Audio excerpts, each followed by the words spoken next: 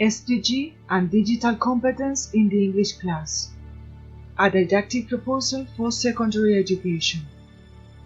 The world we live in currently demands a type of citizenship capable of facing the constant challenges of an ever-changing society. Some of these challenges are the continuous transformations caused by climatic change, migrant movements, or social inequalities.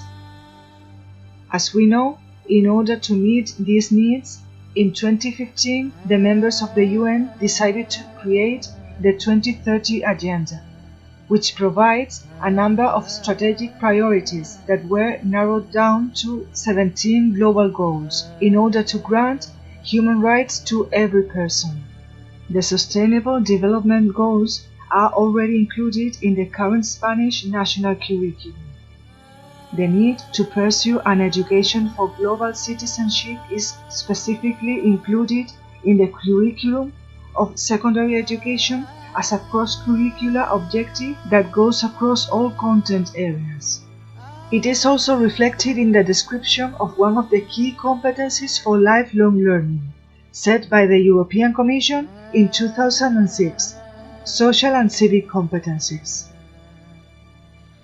Our proposal. Share your views. Although this proposal is initially addressed to the English class, the activities we present can be easily extrapolated to other languages. Apart from linguistic, social, and civil competencies, its contribution to the development of digital competence in the students will be particularly significant. We divide the class in groups. Each group is allocated one goal and receives one card with its corresponding icon.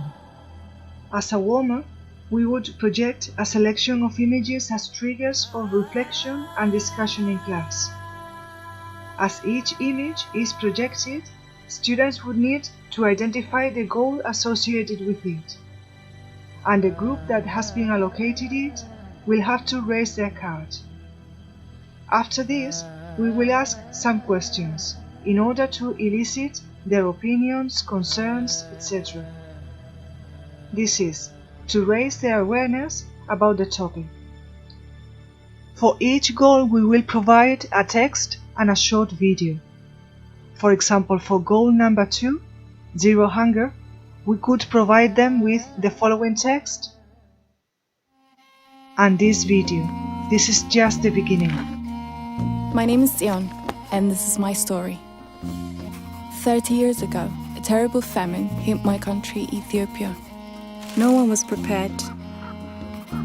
I lost my grandparents and uncles and aunts. Taking their goal as a reference, as well as the input from the video and the text, they will have to write a short script. After this, they would need to select a minimum of 4 video clips to edit a sequence adding their voiceover. They would use this sequence to tell a story or criticize a situation. Finally, they could add subtitles. This would be optional. This editing could be done using any of the free applications that can be found either for mobiles or through the web. In short, the idea is to create a micro-documentary that lasts between 1 and 2 minutes. It's very important to remind the students that the aim is not to repeat sentences from the text or the video, but to create a script based on the interpretation of that information as a mediation activity between the input they have received and the recipients of the micro-documentary. Finally, they'll have to share it on their social media and later on comment on the feedback they will have received, number of likes, etc. This feedback, either positive or negative, in turn will leave room for future opportunities for thought.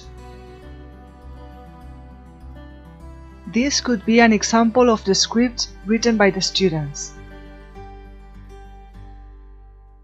In order to search for the video clips, there are certain websites like this by Pexels where we can find royalty-free video clips. There are also plenty of free video editor applications for all kinds of devices. For our example, we have used Clipchamp, which, despite the limitations of its free version, it is quite intuitive and accessible because we can use it directly from our browser. To conclude, let's see our example.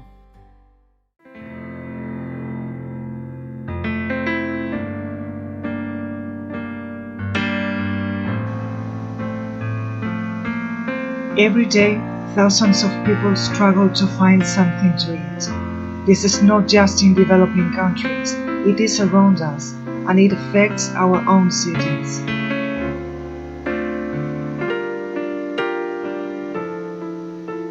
Over the last few decades, the climate change has destroyed the way many families earned a living out of the land they farmed.